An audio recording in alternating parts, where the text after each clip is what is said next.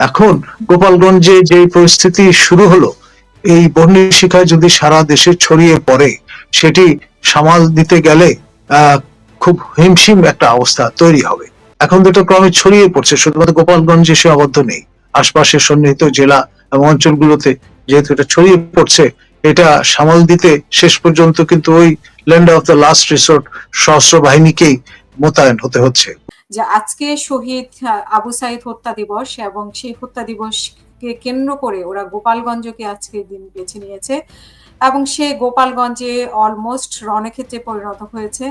কেন এরকম পরিস্থিতি তৈরি হলো? আইন শৃঙ্খলা বাহিনী কেন কন্ট্রোল করতে পারছে না, কেন তাদের নিরাপত্তা দিতে পারছে না? আমরা কিছু কিছু ফুটেজে দেখেছি যে তাদের উপরেও হামলা করা, তারপরে ককটেল নিক্ষেপ, পুলিশের উপরে হামলা করা, গাড়িতে আগুন দেওয়া, এখন 144 ধারা জারি। তো আমি এগুলো নিয়ে আলোচনা করব। আলোচনার জন্য আমাদের সাথে উপস্থিত আছেন প্রফেসর ডক্টর নাজমুল হাসান কলিমুল্লাহ, এবং আপনারা সরাসরি যুক্ত হয়ে আপনাদের মতামত রাখতে পারবেন। আপনাদেরকে যুক্ত হওয়ার জন্য অনুরোধ করছি। আমি ডক্টর নাজমুল হাসান কলিমুল্লাহ আপনার কাছে শুনতে চাইছি, এই পরিস্থিতি কেন হলো? মানে 11 মাসে কেন আওয়ামী লীগের তীর্থস্থান বলতে যে গোপালগঞ্জকে বোঝায়, সে গোপালগঞ্জ কেন আওয়ামী লীগ মুক্ত করতে পারলো না? ধন্যবাদ। দেখুন, আমি প্রথমেই আত্মার মাগফিরাত কামনা করছি। আমার ছাত্র আবু সাইদ এই দিন মৃত্যুবরণ করেছিলেন। আপনার নিশ্চয়ই মনে আছে যে আপনার এই চ্যানেলে আমি প্রতিবাদ মুখর হয়েছিলাম এবং আপনার এই হত্যাকাণ্ডের তীব্র নিন্দা প্রকাশ করেছিলাম। আজকে বছর ঘুরে সেই 16ই জুলাই, এই দিনটি আপনার এর যে ভাব গাম্ভীর্য এবং আপনার শোক বিহবলতা, সে বিষয়টি মাথায় রেখে এনসিপির উচিত ছিল আপনার এমন ঘটনার জন্ম না দেয়া যার মধ্য দিয়ে এই দিবসে আরো পাঁচটি তাজা প্রাণ ঝরে না যায়। এই দিবসটি যাতে আপনার ভিন্ন দোতনা তৈরি না করে, এবং এই দিবসের পবিত্রতা আপনার ক্ষুণ্ণ করবার জন্য যা যা আয়োজন সবই কিন্তু আমরা আজকে দেখতে পাচ্ছি। আপনার সার্জিস আলম বৃন্দ, হাসনাত, তারা গোপালগঞ্জে আজকে অবরুদ্ধ হয়েছেন। যেটা ফুটেজ দেখা গেছে যে হাসনাত আব্দুল্লাহ নিজেই জখম হয়েছেন, এবং আপনার তাদের জন্য প্রস্তুত মঞ্চ ভাঙচুর করা হয়েছিল, প্লাস্টিকের চেয়ারগুলো ছুঁড়ে ফেলা হয়েছিল, এবং পরবর্তীতে আবার প্রশাসনের সহায়তায় মঞ্চ প্রস্তুত করা হয়েছে আপনার সভা করবার যে ব্যবস্থাটি সেটি নিরাপদ করা হয়েছে। কিন্তু সেসব দিয়ে আবার সবাইকে সবার শেষে আশ্রয় নিতে হয়েছে পুলিশ সুপারের কার্যালয়ে, এবং আপনার মুহুর্মুহ গুলিবর্ষণের ঘটনা ঘটেছে। যেই গুলিবর্ষণ ঘটনার প্রতিবাদে আমার ছাত্রবৃন্দ যারা প্রাণ দিয়েছেন, যারা প্রতিবাদ মুখর হয়েছিলেন, এবং আপনার সেই কোটা আন্দোলন এক দফা দাবিতে রূপান্তরিত হয়েছিল, সেই দিন কেন আবার নতুন করে আপনার এই দেশের নাগরিকদের হত হতে হবে, জখম হতে হবে, মৃত্যুবরণ করতে হবে? এটাই আজকে সবচেয়ে বড় প্রশ্ন। আপনার গোপালগঞ্জের যে ঐতিহাসিক পটভূমি সেটা তো আমাদের সবার জানা। আপনার বগুড়াকে যেমন বলা হয় বিএনপির ঘাঁটি, নোয়াখালীকে বলা হয় বিএনপির ঘাঁটি, সেরকম আপনার রংপুরকে বলা হয় জাতীয় পার্টির দুর্গ। তো সেই রকম পটভূমিগুলো মাথায় যখন আমরা সবার মধ্যে সংরক্ষিত আছে জানি, সেই অবস্থায় এই সেন্সিটিভিটিটা মনে রাখা তো দরকার ছিল। এখন যে অবস্থাটা, আমি কিছুক্ষণ আগে খবর পেলাম বরিশাল বিশ্ববিদ্যালয়ের সামনে যে রাস্তা, সেখানে আগুন প্রজ্বলিত করা হয়েছে এবং দক্ষিণ বাংলা থেকে সকল যানবাহন চলাচল বন্ধ হয়ে গেছে। এখন তো এটা ক্রমে ছড়িয়ে পড়ছে, শুধুমাত্র গোপালগঞ্জে সে আবদ্ধ নেই, আশপাশের সন্নিহিত জেলা এবং অঞ্চলগুলোতে যেহেতু এটা ছড়িয়ে পড়ছে, এটা সামাল দিতে শেষ পর্যন্ত কিন্তু ওই land of the last resort সশস্ত্র বাহিনীকেই মোতায়েন হতে হচ্ছে। পুলিশ, আপনি জানেন, আগে থেকেই তাদের মনোবল একেবারে নিম্ন পর্যায়ে পৌঁছে গেছে, রীতিমতো আপনার গত বছর তো আমরা প্রথম দিকে দেখেছি যে পুলিশ অনেকে পালিয়ে গিয়েছিলেন, তারপরে যখন স্বরাষ্ট্র উপদেষ্টার আহ্বানে তারা সারা দিয়ে অফিস করা শুরু করলেন, কিন্তু ভয়ে ইউনিফর্ম পরে অফিস করছিলেন না, তারা সাদা পোশাকে কিন্তু অফিস করা শুরু করেছিলেন। সেই পর্যায় থেকে আপনার যখনই তারা একটু ঘুরে দাঁড়াবার চেষ্টা করেছেন, তখনই পটিয়া, লালমনিরহাট এবং হাতীবান্ধার মতো ঘটনায় যে ব্যাপারটি দাঁড়ালো, যারা অবস্থান নিয়েছেন বাহিনীর পক্ষ থেকে তাদেরই বদলি করে দেওয়া হয়েছে, ওএসডি করে দেওয়া হয়েছে। তো ফলে যে বার্তাটি প্রশাসনের পক্ষ থেকে দেওয়া হয়েছে সেটি পুলিশের জন্য খুব সুখপ্রদ নয়। এখন তারা সবচেয়ে সেফ অপশন যেটা বেছে নিতে পারেন বা নিয়েছেন সেটি হচ্ছে অফিস করা এবং মাসের শেষে বেতন নেওয়া, আপনার কোনো স্ট্যান্ড না নেওয়া। কোন স্ট্যান্ড যদি তারা না নেন, এরকম একটি বাহিনীতে রূপান্তরিত হন, তখন তো দেশ রক্ষার পাশাপাশি আইন শৃঙ্খলা রক্ষার সর্বশেষ দায়িত্ব কিন্তু শেষ পর্যন্ত আপনার সশস্ত্র বাহিনীকে নিতে হবে। এখন সশস্ত্র বাহিনীর 30,000 সদস্য, তারা প্রতিনিয়ত কিন্তু ম্যাজিস্ট্রেসি ক্ষমতা সঙ্গে নিয়ে মাঠে থাকছেন বলে এখন পর্যন্ত কিন্তু দেশটা একটা স্থিতির মধ্যে আছে। এখন গোপালগঞ্জে যে পরিস্থিতি শুরু হলো, এই বন্যী শিখায় যদি সারা দেশে ছড়িয়ে পড়ে, সেটি সামাল দিতে গেলে খুব হিমশিম একটা অবস্থা তৈরি হবে। এবং আপনার যেই উত্তেজক আপনার ইস্যুগুলো সামনে নিয়ে আসা হচ্ছে, যেমন ধরুন একজন শিবির নেতা, সাবেক শিবির নেতা, তিনি জানান দিয়েছেন তার ফেসবুক পেজে যে আমাদের শহীদ জিয়ার যে মসোলিয়াম সমাধিসৌধ তা বুলডোজ করা নাকি ফরজ। খেয়াল করেন, মানে একটা ফতোয়া দেওয়ার মতো করে এই আহ্বান জানানো হয়েছে। এখন আমাদের বঙ্গবন্ধু শেখ মুজিবুর রহমানের সমাধিসৌধ আপনার হামলা করে গুড়িয়ে দেবার একটা আশঙ্কা থেকেই কিন্তু আজকে গোপালগঞ্জ পরিস্থিতি তৈরি হয়েছে। এখন ধরুন আমরা যাদের স্মৃতিকে সম্মান করি, আপনার যাদের অবদানকে স্মরণ করি, সেই স্বাধীনতার মহানায়কদের আপনি যদি টার্গেট করেন, তারা তো ইহলোকে নেই, আমাদের অনুপ্রেরণার উৎস। এখন আপনার তাদের আমাদের সংস্কৃতি তো পারমিট করে না। আপনার কবরকে আমরা পবিত্র স্থান জানি, এবং সেখানে একজন মৃত ব্যক্তি তিনি সবকিছুর ঊর্ধ্বে চলে যান, আইনেরও ঊর্ধ্বে চলে যান।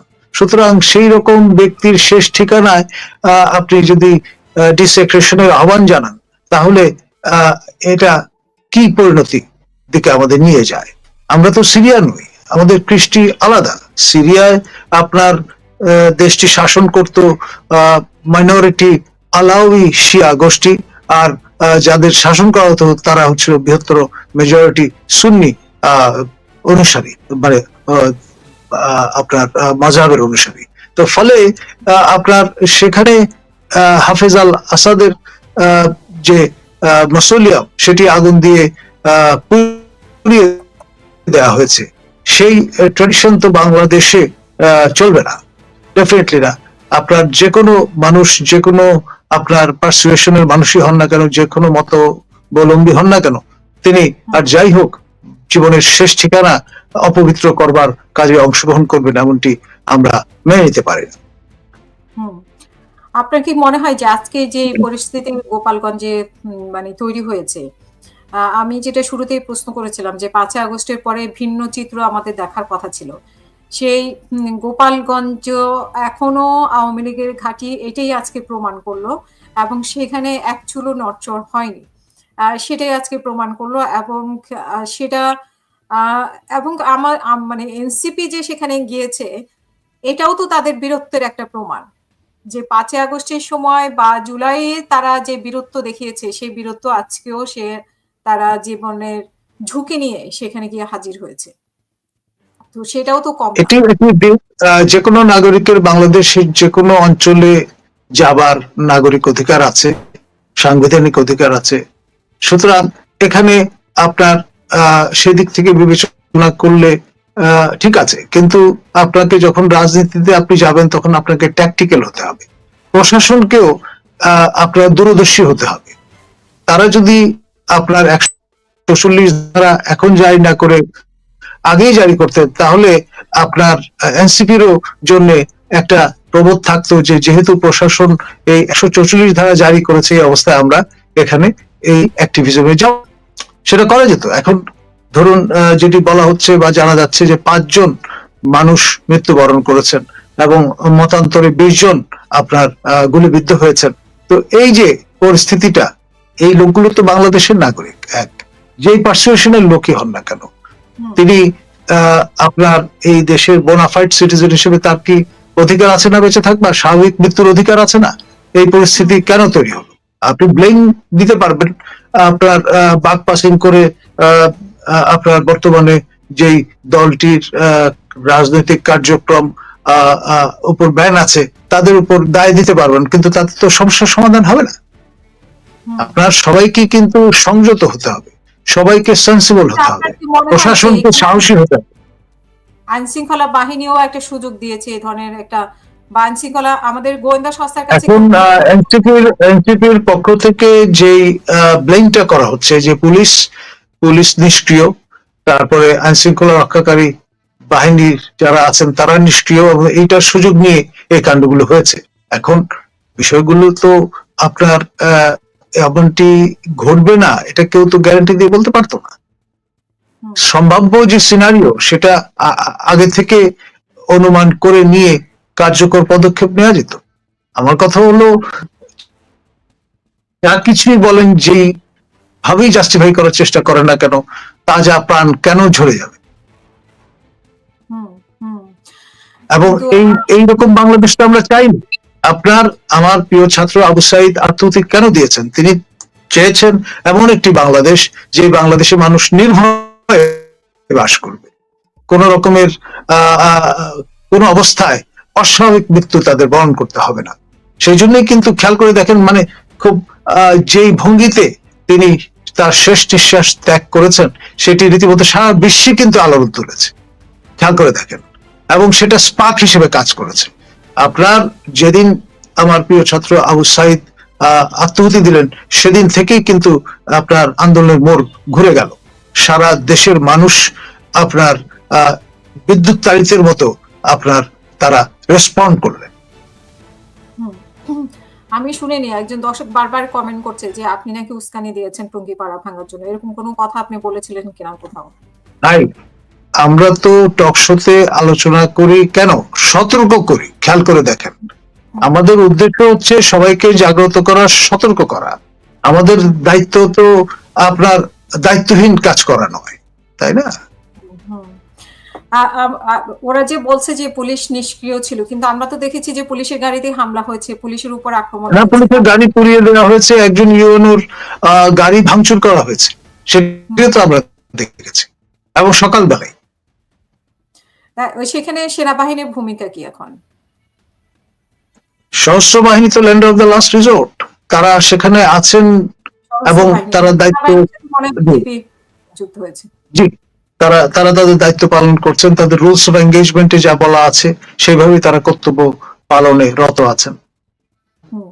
আমাদের শেষ পর্যন্ত মানে আপনার জানা মতে এনসিপি নেতাদের কি অবস্থা? আমরা তো দেখেছি যে তারা অবরুদ্ধ অবস্থায় আছেন। আমি শুনেছি যে আপনার মহোদয় তিনি জখম হয়েছেন পায়ে এবং তার হাঁটতে কষ্ট হচ্ছে। আপনার অনেক এনসিপি কর্মী, প্রায় ধরুন 200-250 মতো তারা গিয়েছিলেন সেখানে, অন্য অঞ্চল থেকে গিয়ে রীতিমতো তাদের যে সভাস্থল সেটি দেখেছেন যে ভাঙচুরের মুখে পড়েছে। প্লাস্টিকের যে লাল চেয়ারগুলো সেগুলো বিক্ষিপ্ত অবস্থায় পড়ে আছে। আপনার যে মঞ্চ সেখানেও কিন্তু যে বসবার অ্যারেঞ্জমেন্ট ছিল সেটি বিক্ষিপ্ত হয়ে গেছে। সেই অবস্থায় থেকেও কিন্তু তারা তাদের কার্যক্রম রিচুয়ালি যা করবার দরকার সেটি সম্পূর্ণ করে যখন বেরিয়েছে, বেরোবার পথ সব বন্ধ হয়ে গিয়েছিল, এবং তার ফলে তাদের বাধ্য হয়েই আপনার জেলা পুলিশ সুপারের কার্যালয়ে অবস্থান নিতে হয়েছে, এবং সেখান থেকে বেরোবার সকল পথ বন্ধ হয়ে গিয়েছিল। এবং আমি যতটুকু শুনেছি যে প্রাইভেট হেলিকপ্টার তারা আপনার আনানোর চেষ্টা করেছিলেন, এবং সংশ্লিষ্ট কোম্পানিগুলো তারা অপারগতা প্রকাশ করায় তাদের আরো বেশি সময় ধরে অবস্থান করতে হয়েছে বা হচ্ছে। জি। আপনার কাছে জানতে চাই যে তাহলে আওয়ামী লীগ কি বার্তা দিচ্ছে, মানে টঙ্গীপাড়া থেকে আমরা কি বার্তা পেলাম আওয়ামী লীগের, মানে সেখানে যে স্লোগান। বার্তাটি পাওয়া গেল সেটি হচ্ছে, আসলে আইন করে আপনার কার্যক্রম বন্ধ করা যায় না। এটা ব্রিটিশ প্রাইম মিনিস্টার ছিলেন মার্গারেট থ্যাচার, দীর্ঘদিন ধরে তিনি ক্ষমতায় ছিলেন এবং খুব চাচ্ছলা ভাষায় খোলামেলা কথা বলতেন। তিনি বলতেন যে গ্রেনেড আবিষ্কার হয়ে গেছে, আপনি আইন করে গ্রেনেডের ব্যবহার বন্ধ করার জন্য যে কোনো ব্যবস্থা নিতে পারেন, কিন্তু যার হাতে গ্রেনেড আছে সে যদি ব্যবহার করে বসে তাহলে আপনি সেটা আটকাবেন কি করে। খুব বাস্তব প্র্যাকটিক্যাল কথা। এবং তার এই কথাটি ব্রিটিশ সাবেক প্রাইম মিনিস্টার মার্গারেট থ্যাচারের কথাটি আজকের এই যে পরিস্থিতি আমরা দেখলাম গোপালগঞ্জে, তাতে কিন্তু পরিষ্কার হয়ে গেছে। আমাদের মাননীয় স্বরাষ্ট্র উপদেষ্টা মহোদয় তিনি বলেছেন যে চিরুনি অভিযান আপনার কার্যকর করা হয়েছে। এখন সেই চিরুনি অভিযানের আওতার বাইরে কি গোপালগঞ্জ ছিল? ডেফিনেটলি না। তৎসত্ত্বেও আপনার যে অগ্নিগর্ভ পরিস্থিতিটা তৈরি হয়েছে এবং এটি কিন্তু আশপাশের জেলাগুলোতে ছড়িয়ে গেছে। আমি যে বরিশালের রেফারেন্স দেওয়ার, বরিশাল থেকে একজন আমাকে ফোন করে জানালেন যে রাস্তায় আপনার টায়ার জ্বালিয়ে আগুন ধরিয়ে দেওয়া হয়েছে এবং সমস্ত যানবাহন বন্ধ। এখন এটা আলটিমেটলি আমাদের অর্থনীতি থেকে শুরু করে আইন শৃঙ্খলা থেকে শুরু করে সমাজ জীবন সবকিছু কিন্তু এফেক্ট করবে। এখন 1 বছর ঘুরে আবু সাইদের মৃত্যুবার্ষিকী আমরা যেখানে বিনম্র শ্রদ্ধায় এবং সম্মানের সঙ্গে আমরা পালন করব, সেই পরিস্থিতিটা তো টার্নিশড হয়ে গেল। এটা আমাদের খেয়াল করা দরকার ছিল এবং সবারই রেসপন্সিবল একটা জায়গা থেকে বিষয়টা অনুভব করা দরকার ছিল। আচ্ছা, একজন কি যেন সেনাবাহিনী ট্যাঙ্ক দিয়ে 30 জন করে পালিয়েছে। যাই হোক, ওরা সুস্থ মতো ফেরত আসুক, সেটাই মানে কাম্য। কিন্তু আমরা সার্জিসকে বলতে শুনেছি যে আজকে যদি টুঙ্গিপাড়া থেকে ফিরতে পারে তাহলে মুজিববাদের কবর রচনা করবে। এখন ধরুন এটি তো একটি রাজনৈতিক বক্তব্য এবং তারা নতুন নবীন রাজনৈতিক দল, রাজনৈতিক আপনার পরিভাষা বলি বচন তারা তাদের মতো করে বিবেচনায় ব্যবহার করবেন, এটাই স্বাভাবিক। তবে আমি আহ্বান জানাবো সঙ্গে সংযুক্ত হওয়ার জন্য এবং কোন অবস্থায় যুদ্ধের মুখে পড়ে যায় দেশ এবং আরো কতগুলো বিষয় আছে আমি পরিষ্কার বলে দিই এখানে। জাতিসংঘের মানবাধিকার বিষয়ক অফিস স্থাপনের এবং থেকে সম্প্রতি জাতিসংঘের তত্ত্বাবধানে ত্রয়োদশ সংসদ নির্বাচন আয়োজনের একটা অভিপ্রায় ব্যক্ত করা হয়েছে। এবং আপনি জানেন জাতিসংঘের ম্যান্ডেট অনুসারে একমাত্র কনফ্লিক্ট জোন যেখানে, সেখানেই আপনার এই আয়োজন করা হয়ে থাকে। আমাদের নিকট এই এশিয়া মহাদেশে অবস্থিত ইন্দো চায়নার রাষ্ট্র কম্বোডিয়াতে জাতিসংঘের তত্ত্বাবধানে সর্বশেষ আপনার নির্বাচন আয়োজন হয়েছিল, প্লেবিসাইট আয়োজন হয়েছিল ডেমোক্রেটিক রিপাবলিক অফ তিমুর লেস্টেতে। সেগুলো ছিল কনফ্লিক্ট জোন। এখন বাংলাদেশ কি ক্রমে স্লোলি বাট শিওরলি কনফ্লিক্ট জোনে রূপান্তরিত হচ্ছে? সেটাই আজকে সবচেয়ে বড় প্রশ্ন। জি, সরকারের পক্ষ থেকে কোনো কিছু বলা হয়েছে কিনা এখন পর্যন্ত? সরকারের পক্ষ থেকে আমাদের মাননীয় স্বরাষ্ট্র উপদেষ্টা মহোদয় তিনি তো চিরুনি অভিযানের ঘোষণা দিয়েছেন, বলেছেন যে আওয়ামী লীগের লোকদের মোটামুটি ব্যবস্থা নেওয়া হবে তাদের বিরুদ্ধে ইত্যাদি। এবং যে পরিস্থিতি পরিবেশ, আমার ধারণা রাতের বেলা হয়তো তার কাছ থেকে আমরা সর্বশেষ বিশ্লেষণ শুনতে পারব। শাহবাগে সব জায়গায় ব্লকেট চলছে। আচ্ছা, শাহবাগে ব্লকেট চলছে, আমরা শেষ করতে হবে। ডক্টর নাজমুল হাসান কলিমুল্লাহ, আমরা আশা করব যে পরিস্থিতি স্বাভাবিক হবে, পরিস্থিতি নিয়ে আমরা আবার পর্যালোচনা করব। আপনি ভালো থাকবেন এবং প্রিয় দর্শক আপনারা ভালো থাকবেন। আসসালামু আলাইকুম। ধন্যবাদ।